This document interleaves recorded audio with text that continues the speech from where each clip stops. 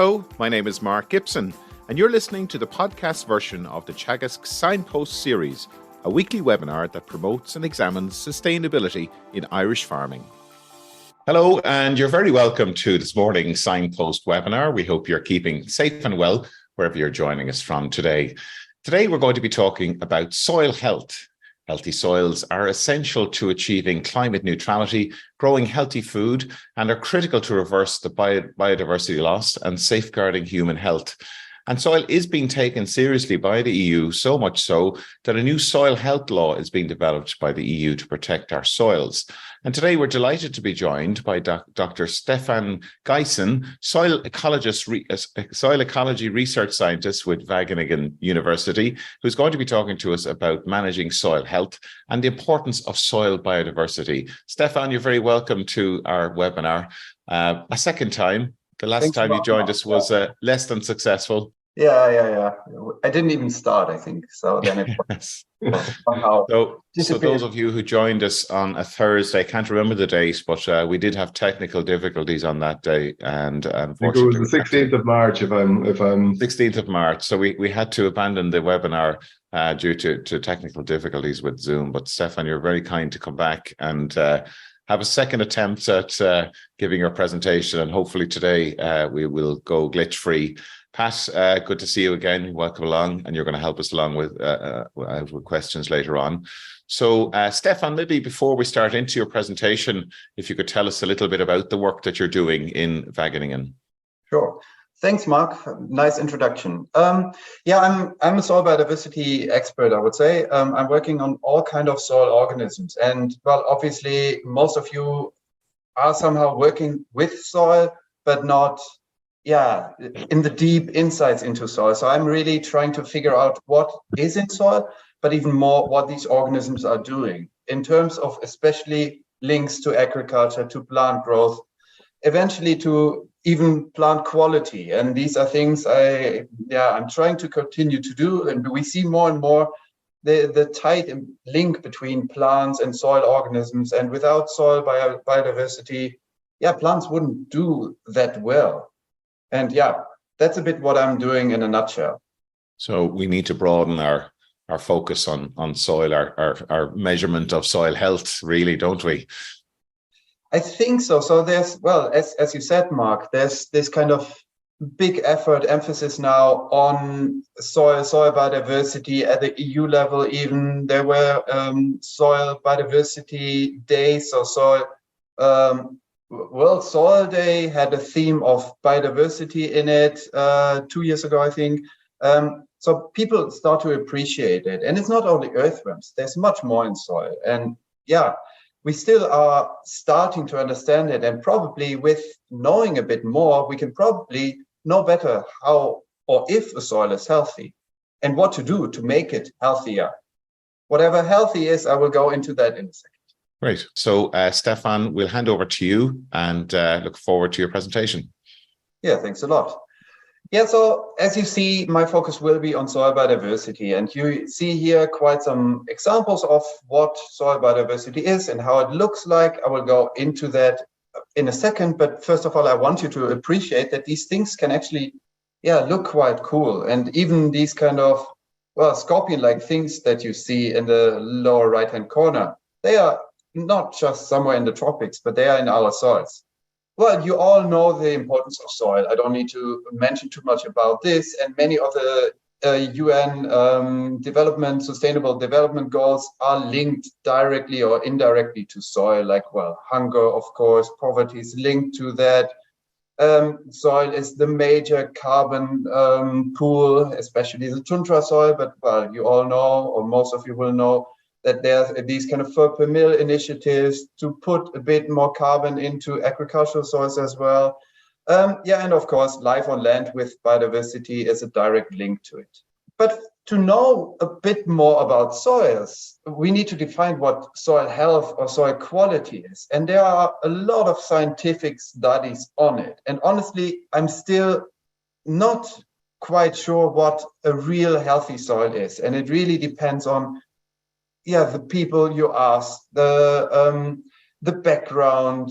So, it is a difficult topic, I think, what soil quality and soil health is. So just a few examples. So there are quite some efforts to figure out and define soil health, because it should not be defined based on one metric, let's say yield or carbon storage or whatsoever. But yeah, soil health is more than that, and it's a tricky one. But yeah, I'll leave that open for discussion later on, maybe. Because in the end, somehow researchers try to define it, but somehow we follow what is being wanted. And there's not just this kind of unique definition what a healthy soil is. And then we try to find indicators often for stuff, honestly speaking, that's not really needed, because if you, let's say, spend 500 euros to measure entire soil biodiversity to indicate that you have a lower pH, that would be nonsense. So health is something, and indicators is something that we are working on, and a good indicator should be better than something else and indicate actually something that you want to be indicated. But now going into soil biodiversity.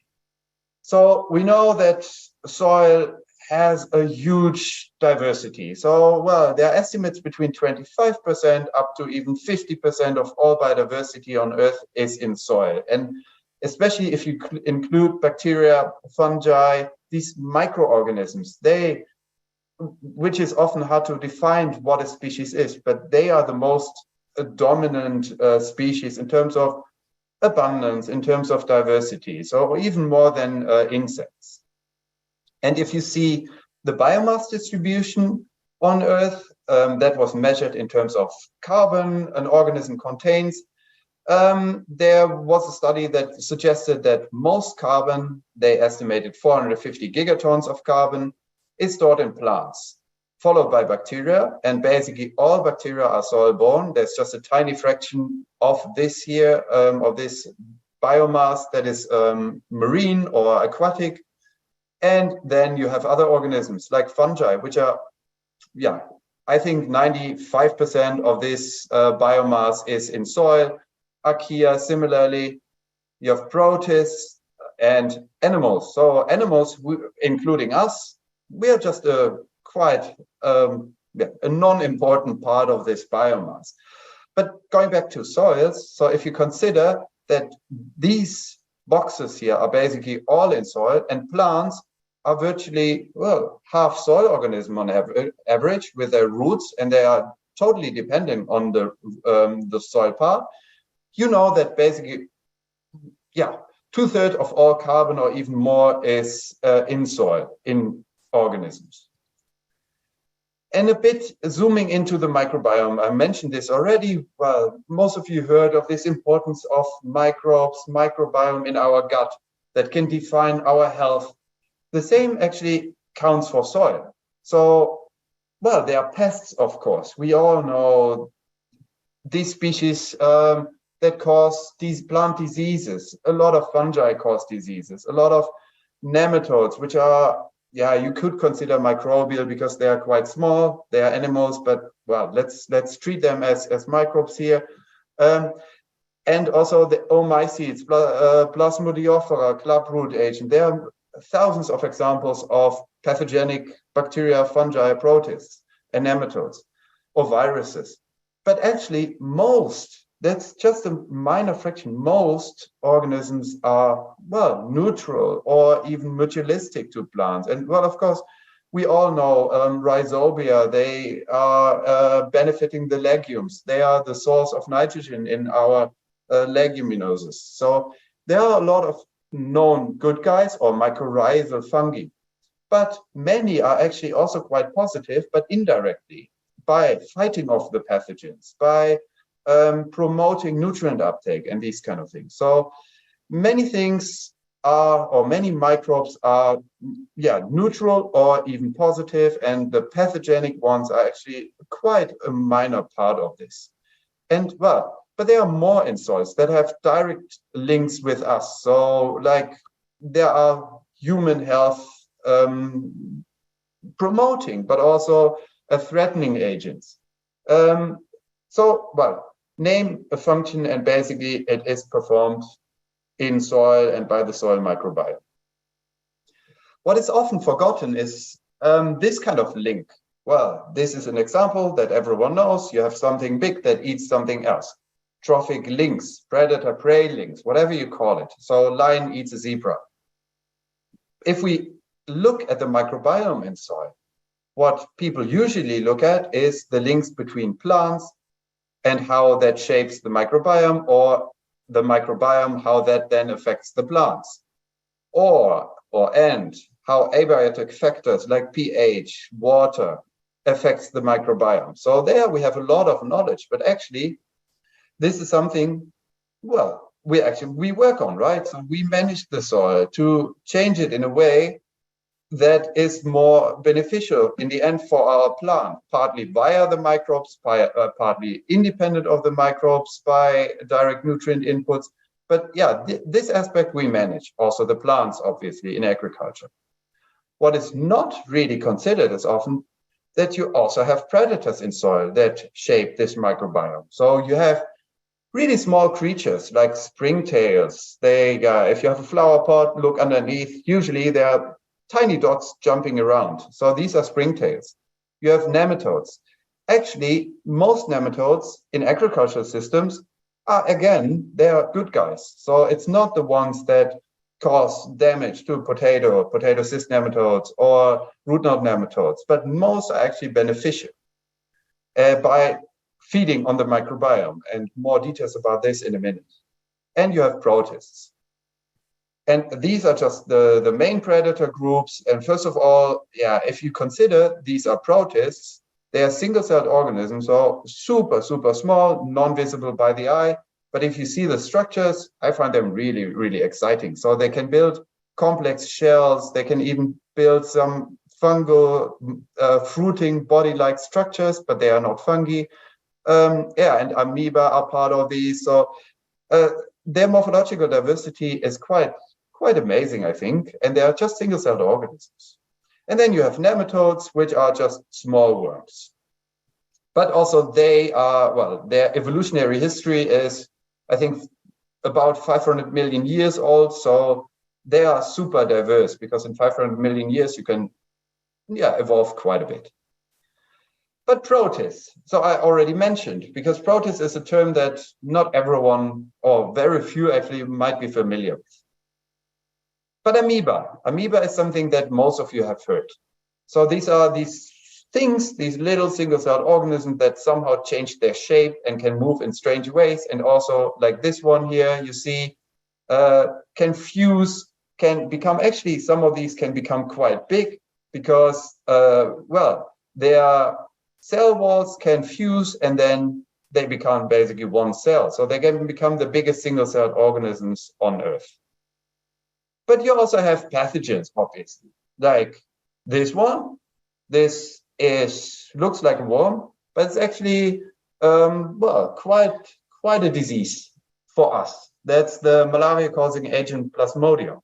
That's a protist as well. It's not a bacterium, not a virus, not a fungus, but one of the other groups.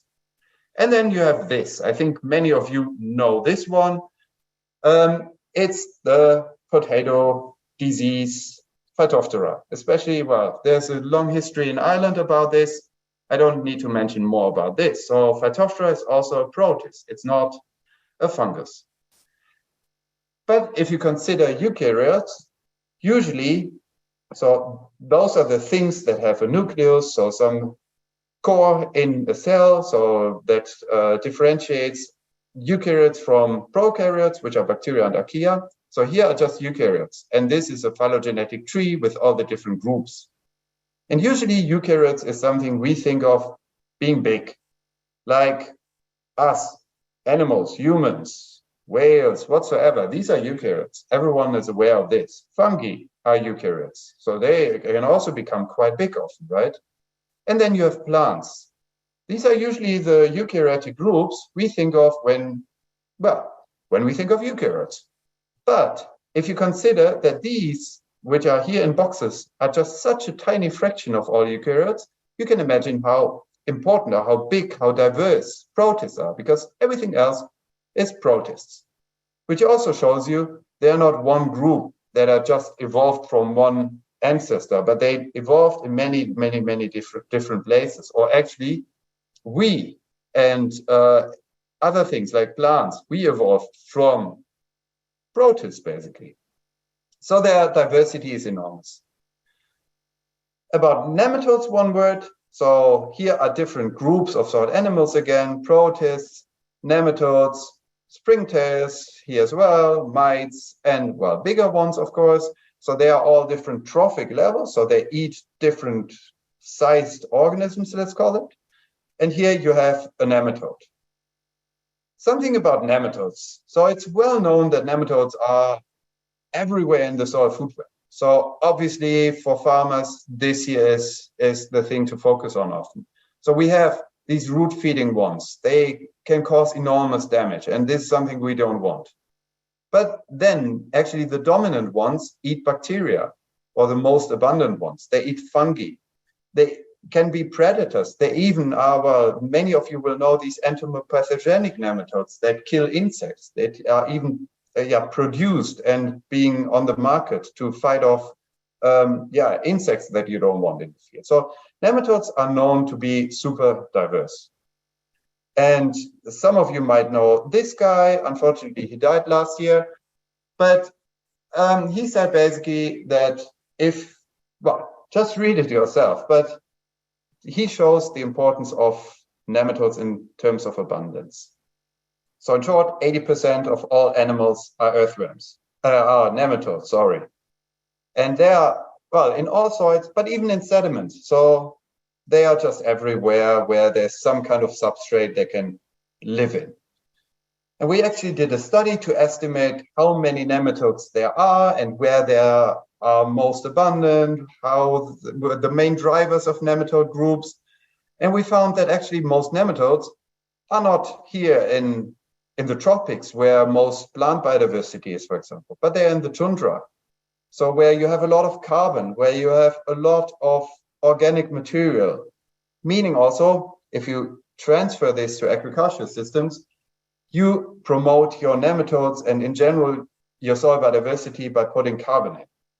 And these are dominated not by plant pathogenic ones, because they are driven mostly by plant, by available substrate for them. But these are driven by carbon, and the most abundant ones are bacteriivores. Well, this is just basic stuff, right? So that is not really relevant for health or for anything related to plant growth or so. So what about plants? If you have a plant and you add protists or nematodes, you get a bigger plant. So this plant here, we inoculated only with bacteria. When we added, in this case, it was protists, you get a much bigger plant, much more yield with lettuce in this case. And how can you explain this? So, well, in an easy scheme here, you have, let's assume a tomato plant, which roots are, sorry, one step too far. The roots are basically inhabited by a lot of different bacteria, fungi, directly inside or just outside. So there are, well, millions of bacterial and fungal cells directly linked to the root, because that's where the carbon is. Carbon is the limiting resource of microbes, and especially easy available carbon that comes from the plant directly.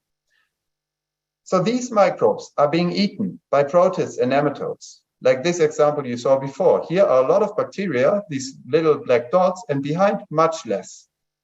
I show it again. So here are a lot more. And when these things feed over, they just consume bacteria. And what happens is the following. Nutrients, for example, nitrogen is released, ammonium especially, because, well, they respire, they have similar carbon and nitrogen ratios in their body, so they need to get rid of nitrogen. And that becomes available and plants grow. So it's actually a natural fertilizer that is already in your soils. And just something, a study we performed So long story short, you see that, well, the soil biodiversity and soil health is not limited or it's not induced by one group. So you need complex interactions. And in this study, we did molecular approaches to estimate the microbiome plus then protists. And our analysis suggests that the composition, so community structure of protists, is the key thing that determines plant growth. And well, what you saw is we changed this protist community that is already there by certain fertilization practices. In this case, you saw this conventional, organic, and bioorganic fertilizer. So that was a collaboration with some people in China, and they use bacillus-enriched and trichoderma-enriched fertilizers, and somehow it does work. So their plants do better than with conventional fertilizers. It's much more, in terms of sustainability, it is, well, more sustainable. And well, we get a feeling for the actual drivers of it. And protists are part of this. So the whole microbiome plays a role, but it's not diversity, species richness, or the amount of species, but it's really the composition of the organisms. Let's say less pathogenic, more beneficial ones. But with protists, it's not that easy. So it's not just easy to say, okay, you have less pathogens, so you have more yield. But it's quite a complex thing that we're still working on, because then you could even apply that. So we were actually also interested in what does this diversity mean? Because you have also, well, for bacteria, you have thousands of species in a soil, in a gram of soil even. But even for protists, you have similarly many. And yeah, we did a study. It was, because we're in the Netherlands, we had to work with cannabis. I was actually a master thesis student that wanted to work with hemp, so fiber hemp afterwards. And it was said, okay, well, for us, plant is a model, and we just want to get some mechanistic insights into what biodiversity, in this case of these predators, mean. And in this case, we manipulated biodiversity and the amount of nitrogen fertilizer we added to see if a higher biodiversity of these protists can increase plant performance in a similar way like the addition of nitrogen fertilizers. So, well, obviously, this is something that we might discuss later. This is a very artificial system. So we got rid of everything in soil. So all biodiversity was killed, and then we inoculated it with quite a complex microbiome consisting of many fungi and many bacteria. And in the end, we measured plant biomass, but many more things. We're still analyzing this, so this is work in progress. But what we found is, so first of all, let me explain this one here. You see on this axis, you see the diversity level of these microbiome predators. And here you had 0 protists, 0 nematodes, 5 protists, 1 nematode, and up to 20 protists, 4 nematodes. And these were all basically bacterivores, or let's say microbivores. So they can eat for sure bacteria and maybe sometimes also fungi. And on this axis, you see plant biomass. And then these different green colors are different fertilizer levels. And yeah, what you see is within each diversity level, there is a bit of a random pattern. But what is very obvious, if you group these together, so the different kind of levels, you see a quite profound increase of plant biomass by the addition of protists, already at a very low diversity. And that was really like, 30%, 20, 30% increase of biomass at low diversity levels. And well, there was no difference to high level ones. And actually often low diversity ones benefited the plant biomass in a similar way than high nitrogen levels. So high nitrogen levels without anything was here. So we're still analyzing this, but it suggests that just the addition of, protists and nematodes, independent of diversity in this case, but just the presence of those stimulates plant biomass in a similar way than fertilizer, nitrogen fertilizer can do. And well, if that holds true, of course, we need to link it to the field, but we might be able to reduce the input of artificial fertilizers, especially by, well, either promoting the microbiome predators that are already in soil or by adding them. And actually, this is not just pure speculation. So I'm working with a small company that actually already has a product. So it's a Dutch company. They have one product and they're really keen on expanding this one, testing more because, well, they did try and error of just a few species and said, hey, it does work. You have more or greener grass. You have more biomass production. And they added to their organic fertilizer. And so again, it's still work in progress, but there's potential to make soils, well, in this case, healthier, because you might need less input and still keep yield more or less the same. That's a bit a complex one, but it captures pretty much everything I said today. So the plant is linked to many microbes in the soil, and especially these predators can have a profound, well, often positive effect on the plant by feeding on the microbes, by releasing nutrients, by other things that I didn't go into, but they can distribute organisms, they can move them closer to the plant because, well, the bigger, the easier it is to travel. They can even induce secondary metabolite production. So there are many interactions and many links why these microbiome predators can play a role. So a bit, the vision is at the moment we are often still here. We have a lot of impact. And this is linked usually to quite a low biodiversity in soil, but also in general, like insects and name it. Multifunctionality is some word I didn't introduce, but it's like the functioning of a system beyond just one function. So not only yield, not only carbon sequestration, but ideally you want a system to have many functions at the same time. And of course, in an agricultural system, you want your yield to be highest, be more pronounced. But ideally, you also want some other function because then, you don't have leaching, you don't have runoff, and so on. These are all functions we have to consider in the long run. Usually pathogens in monocultures are high. You need then to manage. Then this kills, has adverse side effects like pollution or killing of insects or whatsoever. And that's then not as sustainable. And in the end, you might, you need more input in terms of costs.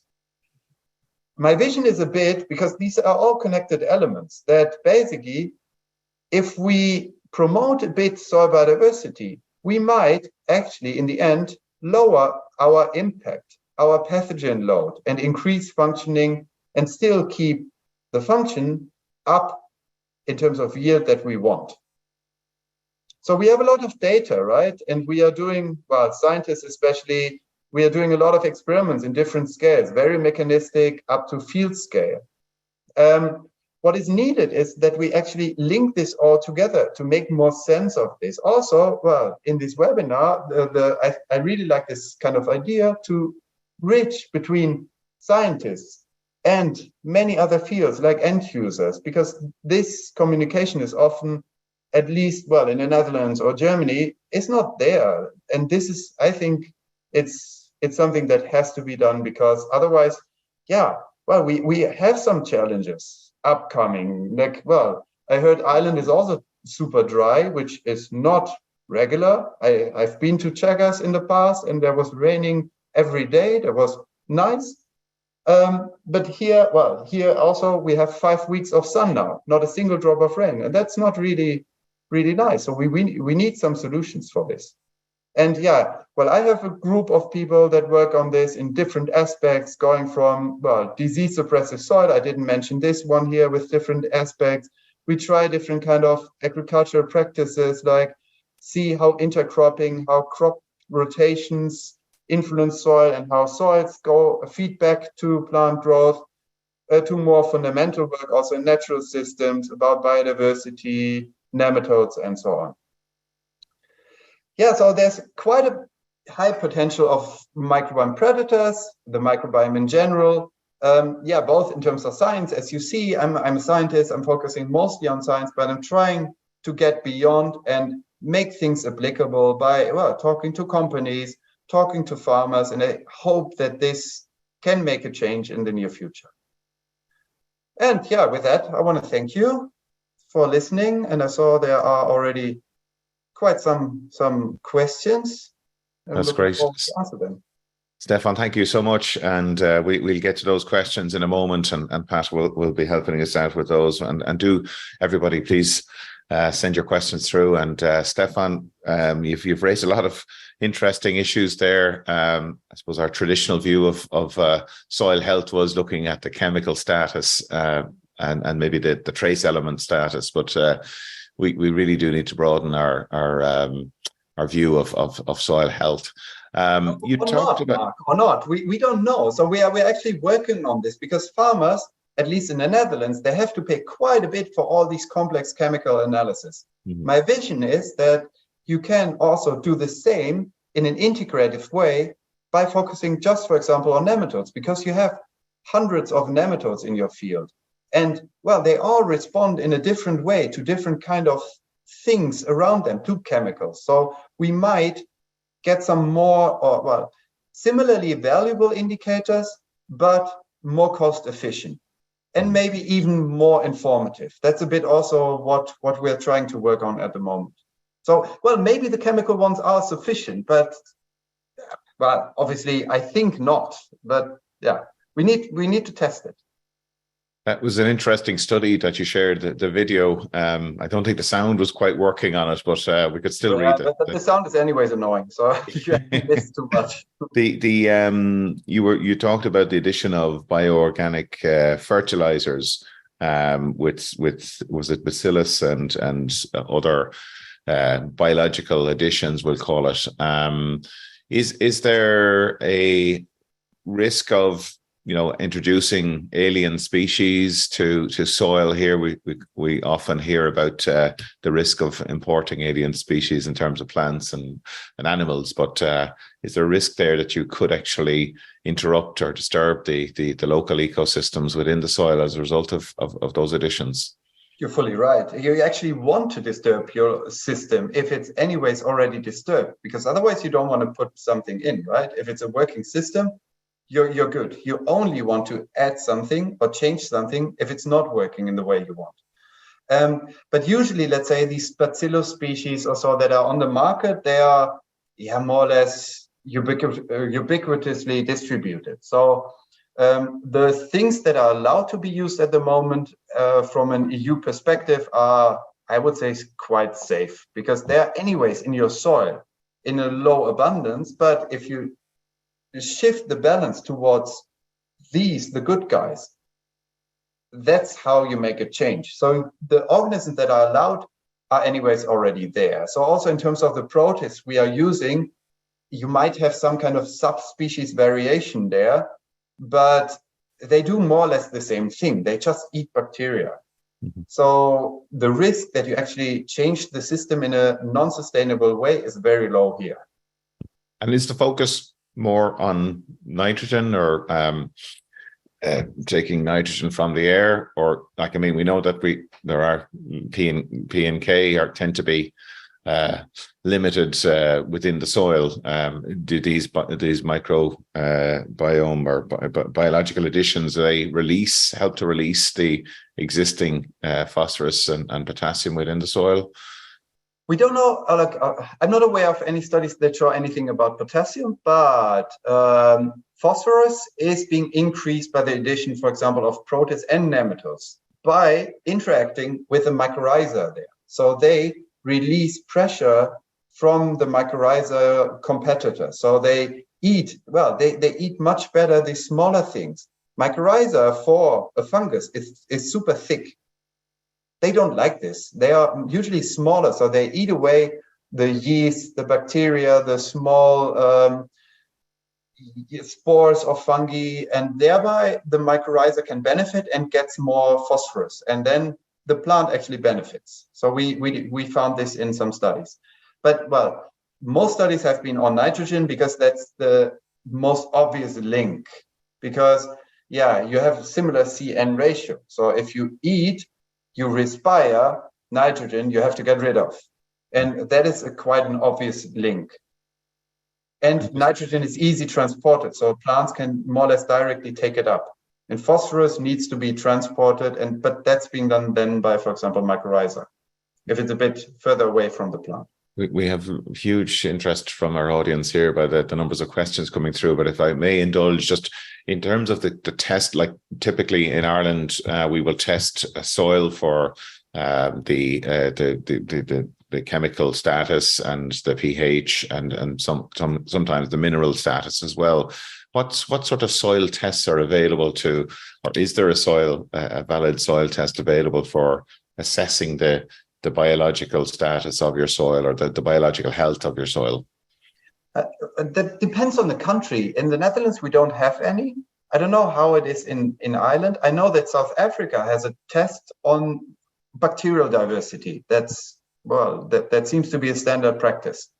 There are small companies, and they do their thing, but it's not really standardized or so. Yeah. And partly, I don't trust in everything that is being on the market. Yeah. So there should be a bit more like guidance, and because we still don't know if, as you also see, like diversity per se is not really meaningful, or not. Yeah. But it can be meaningful, but it's more the composition that seems to matter. Yeah. So the science needs to catch up with maybe what's out on the market there. Pat, so loads of questions coming in. Yeah, I think this is a lot of interest. I suppose a good number of comments just thanking you for raising the subject because it's, I suppose, a hidden subject a lot. Just start with one, which is, I think is probably a fairly key one. Just says, thanks, Stefan, for the study. What are the conditions to enhance proteus in soil? I assume we have them naturally in soil, and what practices protects them, and what practices actually kill them or work against them? It's a very good one. So in the end, they need food, right? And food it's not the basic resources, but the basic resources are supporting bacteria and fungi. So if you have carbon-rich substrates, you enrich your bacteria, your fungi, and then the protists can do better. So at least what we see is with the organic fertilizers, in many different studies we show this now, also straw additions, that benefits the community, especially of protists. With bacteria, you don't see that much, partly or likely because it's just top-down predated. Then it's kept in check, let's say, and by these higher trophic levels. So the protists, the nematodes that eat those, and that thereby can, they shift. And the shift in this first trophic level is basically repressed. So you might just see the response of the bacteria and fungi in the protists and nematodes. So it's not that the protists do everything. It's really, I think, it's the link between the whole soil food web that matters most.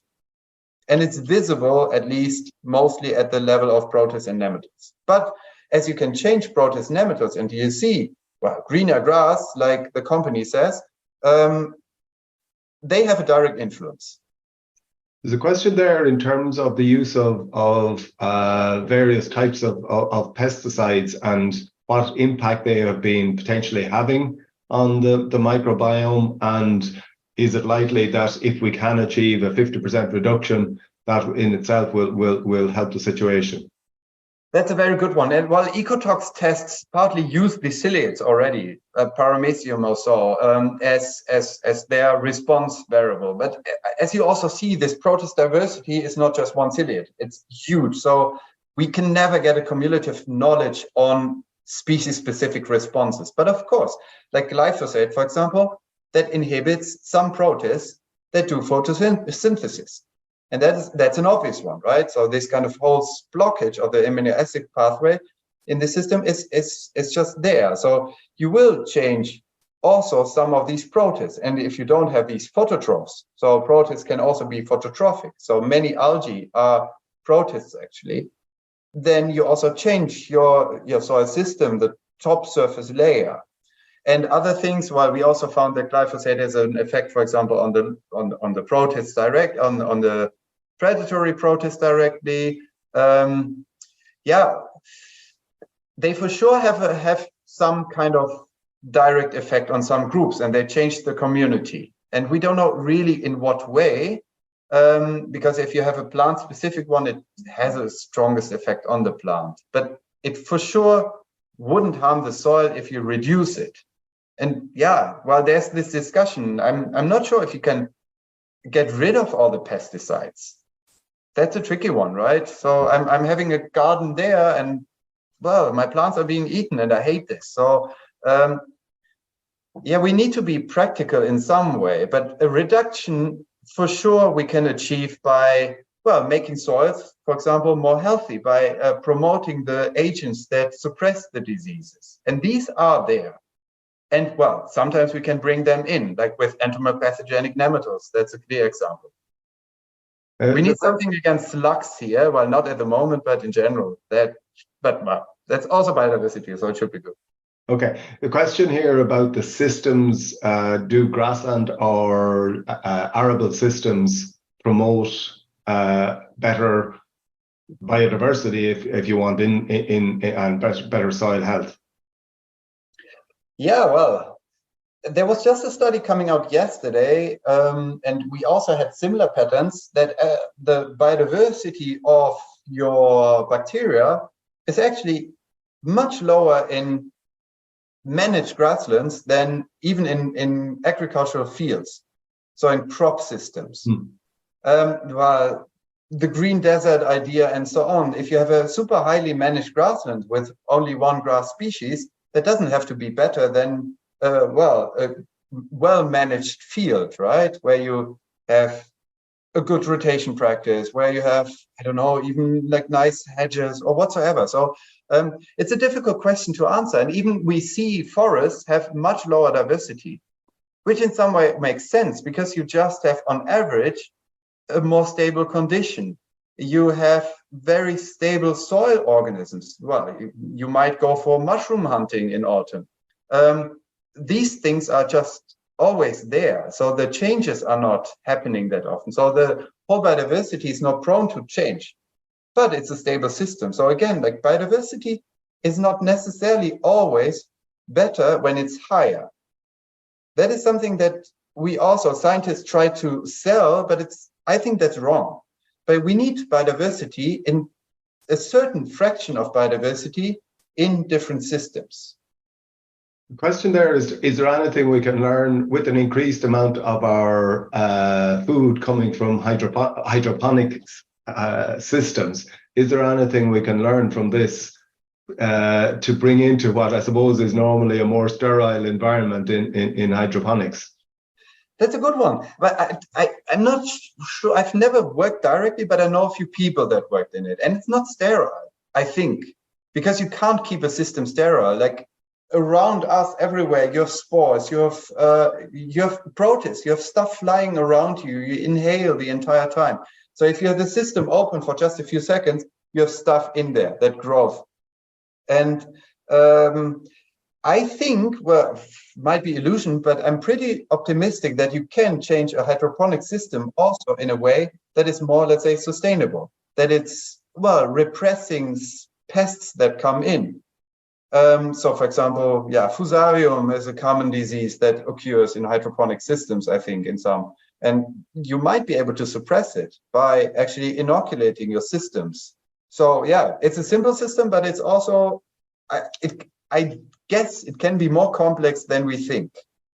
If some livestock farmers looking for some advice, what would be the top advice you would give to them in terms of improving their soil biodiversity? Manage your plants. like especially for dairy farms with problems with helminths or so. We are doing one study now where we try to get like river plantain, I think, in the system, because it's a natural antihelminthic. So then you can reduce your antihelminthics by just having some natural components. You also have more, well, your grass diversity or your grassland diversity. I saw now some kind of farmers showing actually some insights at a meeting with also some companies, and they said, hey, we actually get higher quality milk, we get more or less similar amount of milk, but yeah, it's just the cows are more healthy or whatsoever. I don't know, I forgot the details, but just having not just English ryegrass, but having more diverse plants to feed on. And there's a lot of work going on in that here in Ireland around multi-species swards, and a lot of adaptation or adoption of that by dairy farmers. So it looked very convincing to me, and by that you promote biodiversity in soil, because all plants have a bit of specific microbiome requirements. I suppose there's a couple of questions in here relating to the relationship between higher levels of organic matter in soils and improvements in the biome. Is it a straight relationship, or is that something that might be overstated? I think there's quite a straight relationship. If you add more food, you have more organisms. Again, like not necessarily always diversity, but they will be more abundant. And the abundance, biomass of a system can be much more meaningful than diversity. Like if you think of ocean systems, like you have a blue whale and you have krill. They are just, I think it's one species or a few. And just the biomass is just so enormous that you can see from space. If you see these pictures, it's great. That's what you learn with small kids. So you see these documentaries. So it's not my field, but biomass can be much more meaningful, and that is enormously increased by adding manure, for example. And not, well, if you have too many nutrients, you actually decrease your species richness. So you need, well, it's also like if you go to vegetation systems, if you go to a peatland, to a heather system, to alpine regions, it's super diverse, but the biomass is quite low, right? And yeah, that's what we also see. Monocultures where we put a lot of stuff in, they have a lot of yield. While yeah, cultures with a lot of plants often don't have that much biomass, but more species richness. So yeah, it's a tricky one. So in terms of organic matter, you increase your biomass. A good few queries about the possibilities for testing and wondering, is there possibilities in the DNA space for assessing soil health by looking at the diversity of material or DNA material that's within soils? Exactly, that's what we are doing a lot now. There's a huge potential, because with that you get a resolution to something like a species. You don't know, because species are not defined in these organisms often, but you get a very high resolution. And that's what we actually, all these studies with diversity richness are based on sequencing techniques. And because, that's much more sensitive than just PLFA or based on phospholipids, cellular components, or copy numbers of a gene. Because that is just, okay, it gives you abundance, it gives you a bit of biomass information of some groups, but with molecular sequencing techniques, you get information of community structure, so the abundance of organisms roughly, and all these organisms at the same time, their composition. Because sometimes the ratio of good versus bad can be more informative than the biomass or so. So for me, that's the way forward for sure. Okay. Another question in there, with the emphasis on, I suppose to call it carbon farming and the potential for sequestering additional carbon into the soils. Do you see any potential ways that we could improve that sequestration through the management of the biome? I suppose what prospect is there for improving our performance in that respect as a soil function? That's a very good one. So we are starting to work on this. One PhD student of mine, because obviously when you put in more, you release more, right? But what you actually want it to be sequestered, to want it to become a bit more stable, not super stable, because then you could put car tires in the soil, but that's also not what you want. But you want something that is stable over month or few years, that is slowly released and available then. And how that is, well, you guys need to teach me that. So we are trying to get into this, also see the role of these microbial predators, because we see on the short run they increase carbon release, they increase litter decomposition, so they increase mass loss, which is not directly what you want, but they make it also available, right? And we don't know if they stabilize maybe something of the carbon pool in soil. So that's not just all released as CO2, but that something is more sequestered. And that, but I can't answer this one. It would be really, really important to know. But if it's easy to know, then it would be done. Okay. Question there in relation to plant breeding, and our focus on plant breeding is predominantly, I suppose, focused around breeding plants that can uptake nitrogen that's available in, I suppose, from a chemical fertilizer and deliver plant material from it. But do we need to look at an integration or an interaction between what we're trying to achieve in terms of soil health and what we're trying to achieve through through plant breeding to try and optimize our outcomes? Absolutely. There's not just one way.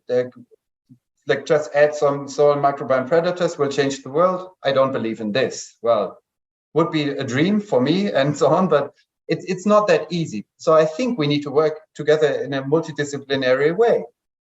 Breeding, for sure. We are now testing also, like if we mix some genotypes in a field, what it does to a soil, what the soil does to it in the long run, like in the next generation and so on. So for sure, this is needed. We need to work together with plant breeders, with also, fertilizer companies, with everyone. There's quite a few questions coming in around that carbon-nitrogen balance or ratio in terms of assessing your soil health or soil biology, potential for biology. How does that work, Stefan? Are there practical measurements for that, or how can one assess that within their soil? Yeah, well, if we were there, then I would have a big market. You wouldn't be here. Maybe. Well, I have some kind of ethics. I don't want to make big money with it, but we are working on this as well to optimize it, because at least from farmers we heard it's just too expensive to get us some kind of information about pH whatsoever. They have to pay, I don't know, 150, 200 euros every year because it's forced. And that's for nothing, honestly. Well, of course, you get some information about your available nitrogen and so on, but often, farmers know this already without even doing these things. So that doesn't tell you too much about soil health in an integrated way. It tells you, okay, there's nutrients available or not. Well, correct me if I'm wrong, but that's at least what I heard from these end users. And I think we could optimize this. And well, we are trying. So that you need hundreds, thousands of samples to really understand a system, to really understand, well, what a proper indicator is, for example, for nutrient status. But you want more from also DNA-based stuff, because then it's too expensive just to get information on pH or so. So you want an integrative measure, ideally. And I see the potential, but it's not there yet. So we are actually trying or writing some proposals to get funding for this. Not a perfect answer, sorry, but no, it's good to know. There was mention at the beginning of the impending soil legislation. I suppose with the number of questions you've posed here today, do we know enough to put in really effective soil legislation? There's always a good one, right? So like scientists are always a bit critical. We always say, we need more research, but you need to start somewhere. So I see the importance of starting somewhere where whatever this is, and we know enough to start somewhere. So it's not just without any knowledge. So I think we have a good basis to start. But then they should be optimized. They should not be set for the next 20 years because there's such huge development. Every week there are new studies that can help. So no, it should be done. Yeah, well, I think, look, there's some low-hanging fruit around soil preservation and even the erosion prevention and stuff like that. I mean, I'd imagine that's probably the direction that some of that legislation will be heading. We're just coming up on 10:30, Stefan. Pat, did you have any burning questions? No, I think we covered most of the questions. Covered pretty much everything there. And look, there's some really good suggestions and lots of compliments coming through, Stefan, on your presentation, and really people appreciating the fact that we're shining a light on this whole area. And look, I think we're going to have to do far more in this space. And there's good work going on in Teagasc in this area with our colleagues in Johnstown Castle. And I did share a link to everybody with of the boards and the videos from that event that took place on the 16th of March down in Johnstown Castle. Lots of really informative slides and videos there if you want to find out a little bit more about what's going on there. So for now, Stefan, thank you so much for your presentation. And Pat, thanks very much for helping out with the questions. And our thanks to Yvonne Maher and Andy Boland on the production team. Thanks, Yvonne, for helping out in the background today. And next week, we're going to be getting an update on the Farm Zero C project. And Gavin Hunt and Alexandra Vergara are going to be joining from Biorbic and UCD respectively. So do join us next Friday for that another interesting presentation. So until then, enjoy the fine weather, and hopefully a little bit of rain will come in the meantime, and we'll see you next week. Thanks a lot. You've been listening to the podcast version of the Teagasc Signpost Series, the weekly webinar that promotes and examines sustainability in Irish farming. Don't forget to join us live every Friday morning for our latest webinar. For more, visit teagasc.ie. And you can also rate, review, and subscribe to the Signpost Series on Apple Podcasts, Spotify, or wherever you get your podcasts from. I'm Mark Gibson, and thanks for listening.